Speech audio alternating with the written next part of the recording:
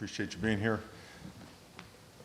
Right back to work yesterday on cleaning up film, correcting issues, making some adjustments, and then right to work on Saturday's opponent going to Virginia for a 12:30 kickoff. Really good opponent, top 40 in most categories defensively, certainly have some great playmakers on offense, and they're coming off a big win. So that being said, questions?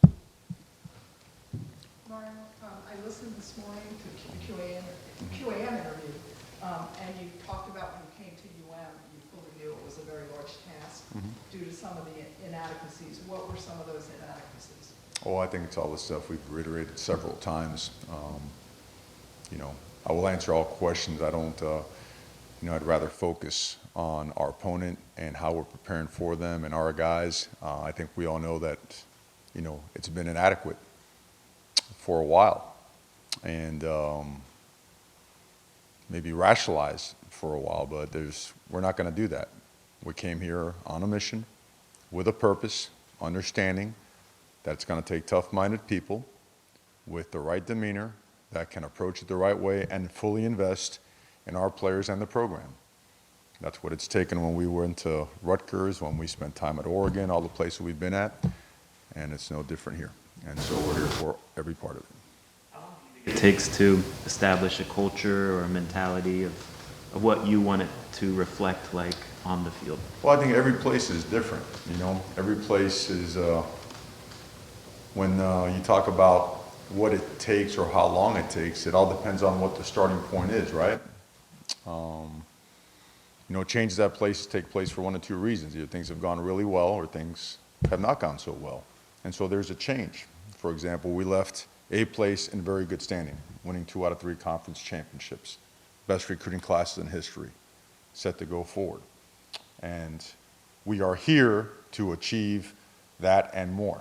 So that's the best way to phrase it, fully invest in our players. And in terms of what it takes, let's just say we're doing everything that we need to lay the foundation and build upon that foundation to get to where we need to get to. How do you feel like the players are adjusting to your demanding program? They're trying. They are. And there's a very large contingent that's really, I would say, excelling and getting better. And then others are working at it. Our expectations and standards are very, very clear. It's something that we're not going to come off of. We'll never come off of, and it's something that requires every ounce of what you have on a daily basis to be a great student, be a great athlete, to be a great member of society, and it's hard, And it's supposed to be fun too, so all those things combined, they require a lot, and it's a different blueprint. It's a blueprint that has stood the test of time at the place that we've mentioned a million times before, and it's a blueprint that will take its course here and provide what we wanted to provide. Mario, how do you, address the players when a lot of them are putting in the work and working really hard towards getting better and meeting those standards of the program when you guys are 3 and 4 and you're obviously not where you want to be? How do you kind of keep them engaged and stuff when it's hasn't paid off in the way they would have liked? Well, you do it truthfully and honestly. Just working hard doesn't guarantee you victory. Working hard guarantees you your best chance of success at what you do. And when you do it collectively and you do it at a high level collectively, then process ends up in better results. In some areas you see that, in other areas you don't. Some areas are talent deficient, some areas we have better talent. In some areas we've coached it well enough, so other areas we got to coach it better. It's all about bringing all that stuff together, but staying on process. I don't think you reach for a magic potion or try to pretend something is right when it's not. You don't sugarcoat it. You go right to the facts and reality. The players, the best thing you could do for a player, the best form of respect is to confront and demand them with truth and honesty and provide a path for betterment. And that's what we do on a daily basis. And Mario, you mentioned that it's a process, depends where you start, how long it takes. Can the transfer portal in some respect help make it a shorter time frame from where you start? Or is that guys that maybe didn't work at other places and really the solution is always going to be through recruiting? Like, how do you sort of view that aspect? Your roster is always going to be the most important thing, right? I think you see the areas of the portal. You see our defensive line has certainly taken a pretty significant step up in certain areas due to the portal or whatnot. Again, it's how you layer your roster and then what you do with that roster schematically, right? Talent acquisition, player development, and personnel use. I think the best way to kind of posture that for you is just look at our stops and look at what we've done in those stops, right? You know, some things have proven themselves over time, but that's, again, they've been proven, and it takes time sometimes. And what you do is every single day you come in with the right mentality, you bring positive energy to your players, and you keep going. And you do everything you can to help make everybody better at what we're doing. With recruiting momentum, you guys had a lot of momentum coming into the season. How do you not let the momentum be affected now by the results on the field? I think you guys try to affect it more than anything, you know? I mean, we have from day one made it very, very clear what we're here to do and what we're here to build. And our history has shown that. You know, we don't sell a dream. We don't sell any false hope. We sell the reality of a track record and what we've done and where we've been and how we've done it. And I think that both parents and players appreciate honesty and truth and good people, and they see a path for a great future for their sons as well. So, again, the truth is always going to win out in the end. Being real is always going to win out in the end. And when you are at a program, whether you just got there, been there, whatever, there's always a starting point. We're at our starting point, and we're going with what we started with and making it the very best that we can. It's a different starting point than other places that we've been at, and that's fine too. There is no flinch. There is no hesitation. It's just time to go to work, and I don't think anyone should ever shy away from that or look at that in a negative aspect. That's the reality of life. And for our players to be successful fathers and future husbands and members of society one day, you got to be willing to accept the starting point and go to work and do everything you can to help make it better and change it.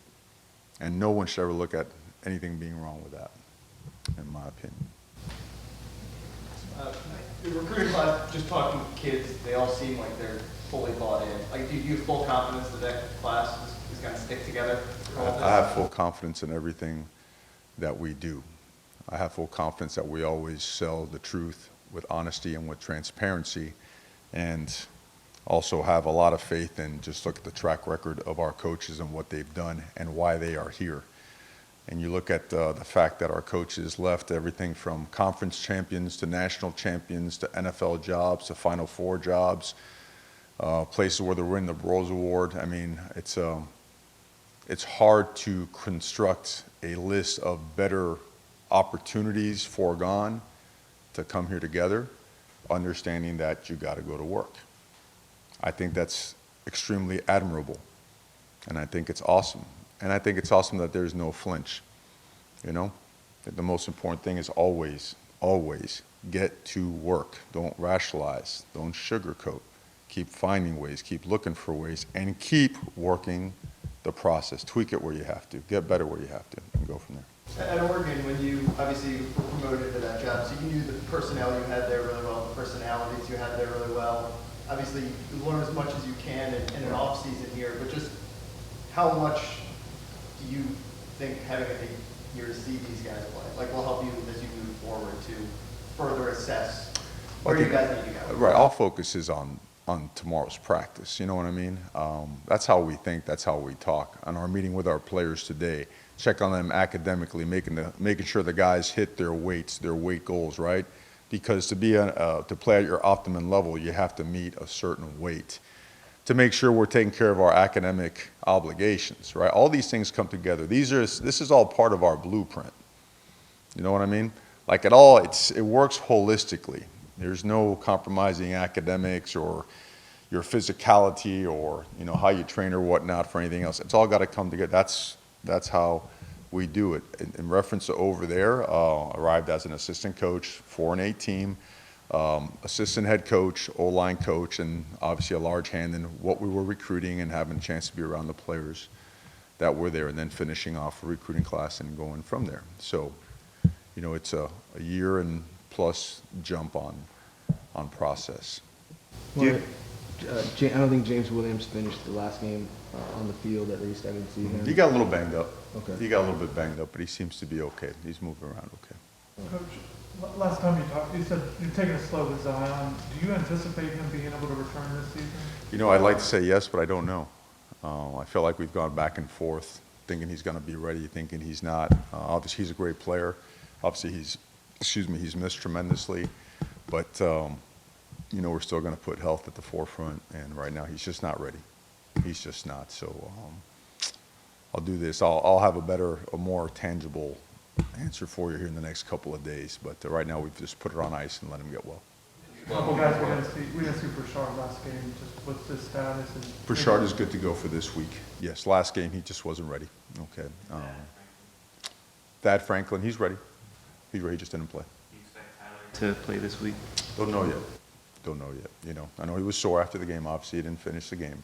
But we're doing everything we can to get him ready. In the meantime, you know, we have a lot of faith in both Jake and Jakari, you know, to play winning football for us.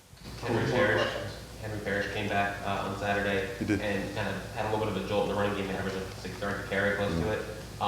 He only ran like 11 times. He on a pitch count on Saturday, and you see that coming up? No, you know, he needs to touch the ball more. So he's a good player, really good player, and he looked like Henry Parrish on Saturday. You know, proud of him for bouncing back. Coach, you addressed over numerous times now how you want tough-minded individuals. But, you know, human nature, frustration mounts when things aren't going your way. How do you make sure that frustration doesn't mount and those tough-minded individuals, you know, kind of be cohesive at the same Shake it off quickly, brother. You know, the sun's still going to come up and set. That's not going to change. The ball's still going to be placed on the tee at 12:30. I mean, the best way to do it is always with reality, right? Build strong relationships. Give it to everybody real, because as a teacher, right, if this is truly a vocational job for you, you teach. And you teach that this stuff that we do comes with some tough times, difficult times that'll try you, right? It'll push you to the brink. And you've got to be able to deal, because you know what? No one's coming to rescue you. You got to make sure you take care of your own business. Do it to the best of your ability, all right? And from there, we can move forward.